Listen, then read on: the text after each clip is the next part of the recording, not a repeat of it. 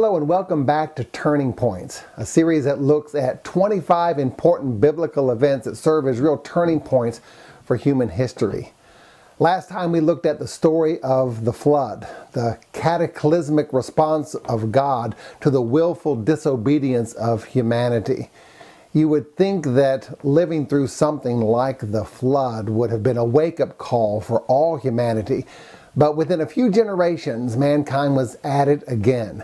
They gathered together and decided to build this great city with this huge tower in the middle of it as a symbol of man's self-reliance and self-dependence over trusting in God. So God decided to go down and confuse their languages, sending them off to the four corners of the earth and leaving the project unfinished.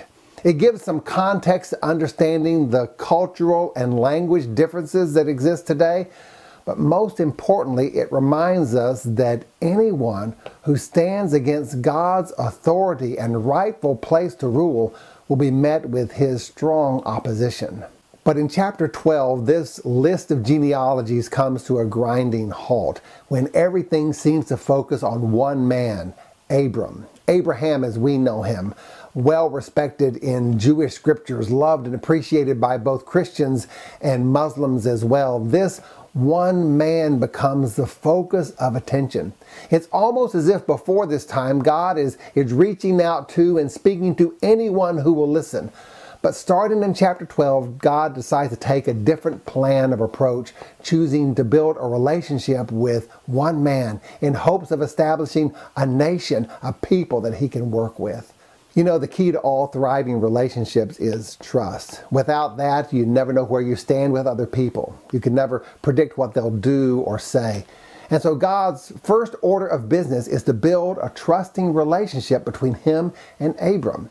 And he does that first by calling Abram to follow him out into the unknown. Here's what God asks of him. Go from your country, your people, your father's household to the land that I will show you. I will make you into a great nation and I will bless you. That promise of being chosen by God, of having a nation formed around him, of being a recipient of God's blessing was so enticing that Abram willingly left his family and his homeland and followed after God into what was truly unknown to him.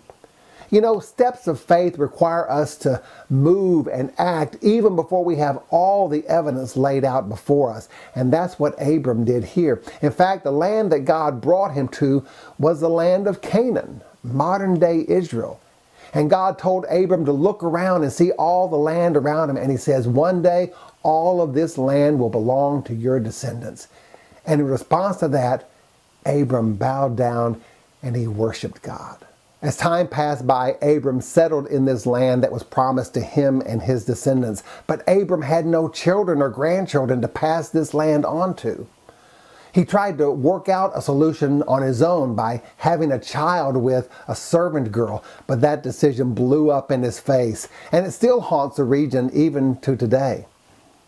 When Abram was 90 years old, God repeated the promise he had earlier made to him. And here's what he says this time. I will make you very fruitful. I will make nations of you, and kings will come from you. And to make sure that Abram remembered that promise, God changed his name from Abram to Abraham, which means the father of many.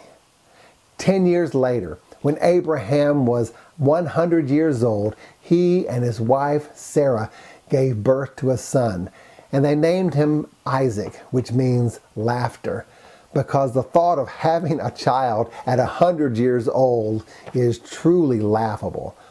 But God was proving himself worthy of Abraham's trust, and that growing trust was going to be much needed at God's next request. For as Isaac grew up into a young boy, God came to Abraham again and laid this request before him. Take your son, your only son, whom you love, Isaac, and go to the region of Moriah and sacrifice him there on an offering on the mountain that I will show you. Now, while you and I know that that request runs counter to God's true nature, Abraham didn't know that. And yet Abraham trusting who God was and what he had done for him, packed up his belongings and took his son Isaac and headed off to the regions of Moriah. Because Abraham had so much trust in God that even that request sounded reasonable to him.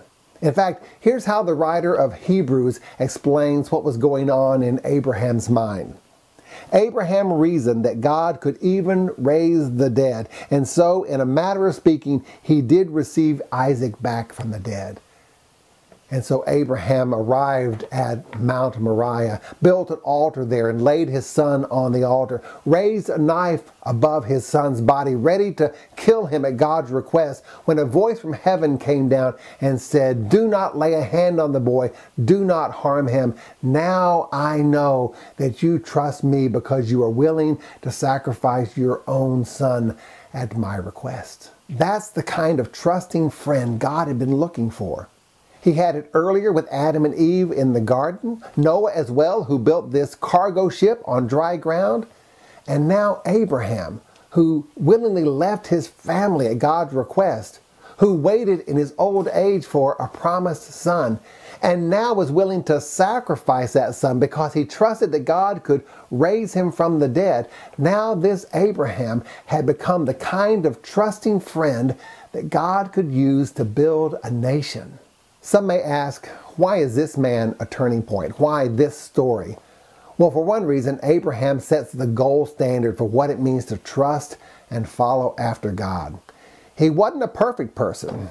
Just ask that servant girl's son, Ishmael, about that. But more than not, when God calls Abraham to follow after him, Abraham throws caution to the wind and puts one step in front of the other.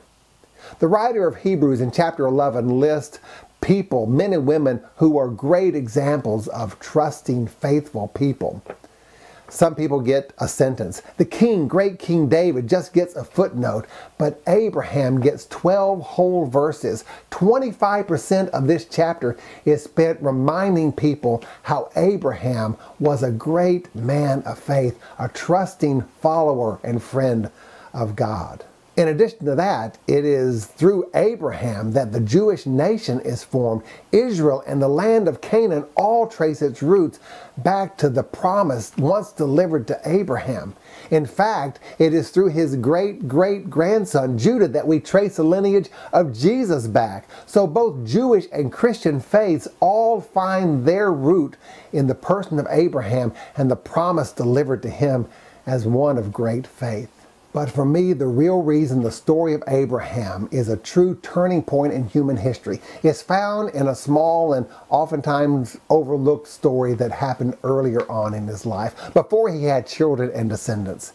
God came to speak with him, and probably sensing his concern about that, God said, "I am your reward." And Abraham said, "What can you give me if I have no children?" So God ushered Abraham out of the house and had him look up at the sky. And he said, "Can you count the stars in the heavens? No? That's how many children you will one day have." And the story said that just based on that promise, without any evidence to back it up, Abraham believed God. But that's not the amazing part. The amazing part is this, that God accepted Abraham's trust as if it were Abraham's perfect obedience. You see, God's standard for a relationship with people has always been based on perfection. Adam failed at it, Noah failed at it, everyone in between failed at it. In fact, there hasn't been a human being alive who has been good enough to deserve being a friend with God. But God decided that instead of perfection, he would accept something much more attainable. He would accept our trust.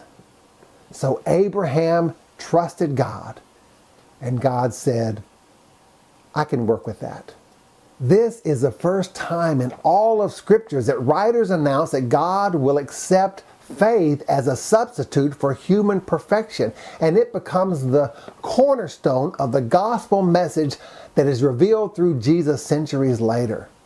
Paul, in his letter to the church at Rome, says it better than I could ever say it when he writes these words, For in the gospel, the righteousness of God is revealed, a righteousness that is by faith from first to last, just as it is written, the righteous will live by faith. This substitution of faith and trust over perfection becomes for us human beings who are all very imperfect the only path we have to become true friends of God. Join us next time as we talk about the extents to which God will go to rescue His people.